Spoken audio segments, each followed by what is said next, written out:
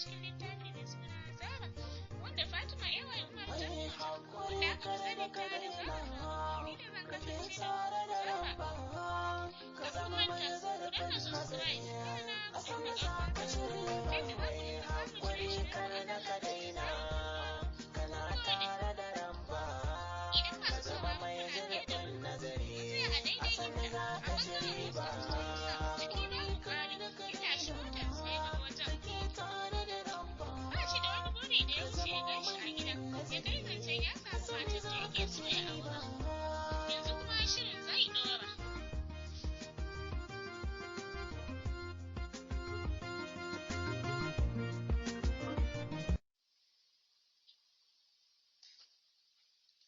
Alhamdulillah, Musaf ya isa gida lafiya, yayin da zuciyarsa take ta masa ƙuna. Garin Abuja. Isansa gida ke da wuya, bai wani tsaya ɓata lokaci ba. Bathroom ya nufa, ya saka wa kanshi shawa, sai da ruwa ya dake shi sosai, sannan ya fito daga wajen. Tare da fara tunanin yanzu me abun yi a gabansa, ta yaya zai je gaban iyayensa da zancen ya samu matar da yake so ya aura. Don tun da jimawa an mar matar da zai aura, 'yar ƙanwar mahaifiyarsa suke so ya aura. Shi kuma daman bai karɓi wannan tayin da aka masa ba, kawai da yana kallon su ne lokaci kawai yake jira, don shi ya matsani yarinya. Hasina yarinya ce sangartacciya, ga raini da rawan kanta, hanshaƙin ɗan kasuwa ne, duk yaransu maza ne. Hasina ita ce kawai 'yarsu mace, kuma ita ce ƙarama. Tana son Mus'ab sosai, shi yasa ta sa mom ɗinta a gaba, akan ta yi wa mom ɗin Mus'ab magana. Zuwa yanzu dai akwai zancen aure mai ƙarfi a tsakaninsu da ita da Mus'ab. Sai dai shi Mus'ab zancen shirme yake ɗaukan zancen.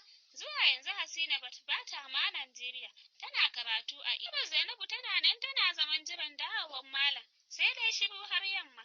A ɓangaren Zara kuwa tun da ta shigo gidan har zuwa yanzu bata ma samu abun da ta sa a bakinta ba, don ta je shan ruwa ma hana ta aka yi, wai kada ta taɓa diran ɗin a matsayinta na ƙazama mai cikin shege. Kamar daga sama aka jefo malam. Balarai ta fito daga akurkin ɗakinta, har tana cin tuntuɓe za ta fara. Rawa ta fara, tare da yi wa Allah godiya, ta rangada guda, sannan ta fara bayani kamar haka. To malam, yau dai ga ribar karatu a wajen 'yarka. Ta dawo mana da shi, gado ba karambani ba. Ita ma waye san ta yadda aka samu cikinta. Da sauri malam ke tambaya, me yake faruwa ne Lare? Ki min bayani yadda zan gane. Ko dai ta yi ƙoƙari ne aka bata kujerar Makka. In ko haka ne kin san dole ni zan je, dan 'yata ce, ke ka riƙo kawai na baki. Lare dariya ta saki har da shewa. Sannan ta ci samo ya fi Makka a wajenka, ciki ta samo maka, shi ne ribar karatun. Malam kasa cewa komai yayi, kaman wani gunki ya zama a wajen, ko kuwa mutum mutumi. Zara dai kuka take yi sosai, kamar ruwanta zai fita. Ta bar gidan ta shiga duniya, da ya fi mata kawai yau kan. Baba Larai ce a karo na biyu ta sake magana. Ka yi shiru malam, baka ce komai ba, ko dai tsananin murna ne ya cika ka da farin ciki har ka rasa bakin magana, don kuwa ka kusa ka ƙara yin jika a cikin jikokinka, don bana ce mun kusa mu yi ba. Gefen Zara ta juya, ke don ubanki, ki min shiru shegiya karuwa. Ni ce na miki cikin da zaki sa ni a gaba kina min kuka, ba na son iskanci. To ba zan ɗaurai nu. Murya ya fara magana. Ke Fatu, ki faɗa min gaskiya, cikin ne da ke? Idan cikin ne waye miki shi, maza faɗa min shi, wani ɗan jakar uban ne. Baba Larai taraf ta sake cafke zance. Kai malam, sai ka ce wani sakarai, ka duba man, duk jikinta ya koma wani ɗanye, irin na masu ciki. Ni dai yanzu shawarar da zan baka, a daren nan, ba sai da safe ba, ka yi ƙoƙari ka samo mijin da ƙaddararren miji da za a haɗa musu aure. In dai muka bari har jama'a suka ji a cikin wannan ƙauyen namu, to fa babu wanda zai zo da zancen yana neman aurenta. Dole mu yi abun nan a rufe mu samu a yi shi a gama. Aka ba da ita kawai kawai auren sadaka, shawara ce in ka ɗauka. Ka fita ka fara cikiyan ko za mu samu mai su. Zara wanda take gefe tana ta famar kuka, ranta kaman zai fita, ta ma rasa kalmar da za ta ce. Mutuwar tsaye kawai ta yi saboda ba za ta iya musawa maganan da ake faɗa ba. Bayan dai ta san ba gaskiya ba ne, ta basu ne kawai a yau kan ta ga iya ƙarshen gudun ruwansu. In ta mutu ta huta. Malam ne ya sa kai da sauri ya bar gidan. Yana fita Larai ta yi tsalle ta shaƙo Zara, tana cewa, karuwa, ki mutu kowa.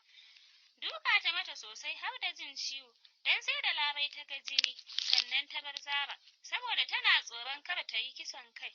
Don duk iskancinta tana tsoron hukuma, idan ta ga polis har fitsari tana iya yi a jikinta. Garin Abuja haka ya ringa jin jikinsa babu daɗi, ga fargaba, ya rasa ta ina zai fara yi wa iyayensa wannan zancen. Tashi ya yi, jikinsa babu ƙwari, ya bar ɗakin zuwa falo. A nan ya samu iyayen nasa suna ya musu sannu da hutawa, sannan shi ma ya nemi waje ya zauna. Cikin Mommy, Daddy, gunku na zo, wata alfarma nake nema. Duk su biyun ido suka samar, suna jiran jin me zai ce. A hankali ya fara magana, dama akan zancen Hasina ne, ni wallahi ba na son ta Dadi, ku gafarce ni, a halin yanzu na samu matar da nake so na aura, shine ma nake so a je a min tambayan aurenta, don ba na so abun ya ɗau lokaci. Mommy dai tsananin ɓacin rai da baƙin cikin abun da ɗan nata ya faɗi, kasa cewa komai ta yi. A ƙarshe ma ɗakin ta bar musu. Dadi ne ya fara magana kamar haka, baka isa ba, ba za ka mai da mu mutanen ba. Tun farko baka faɗa min ba, sai yanzu da zance ya yi ƙarfi, lokaci kawai ake jira. Mutum ne mai sauƙin kai, ga son yaransa, baya son ya ga damuwarsu, bare Mus'ab ɗan gaban goshinsa. Sosai ya tsorata da ganin yanayin mahaifin nasa a yau, bai taɓa ganinsa a cikin irin wannan halin ba. A sanyaye ya tashi ya bar falon, jiki ba ƙarfi, sai dai tun da ya koma ɗaki yake juyi, zazzaɓi ne mai zafi ya kama sa, haka ka ya ringa ɓari, bai samu mai taimaki ba. Husna sai ta shigo ɗakin ɗauke da flax a hannunta, sai dai yanayin da ta ga broda ɗinta a cikin mawuyacin hali, tsoro ya kama ta. Da sauri ta ajiye flax ɗin ta zo gunsa, tana kiran sunansa. Kash masu sauraro, a nan za mu ja linzamin shirin, sai kun ji mu a ci gaban shirin. Kar ku manta, ku danna subscribe, kana ku danna ƙararrawar sanarwa, ta yadda za ku dinga samun shirye-shiryenmu a kan lokaci da zaran mun ɗora. Mun gode.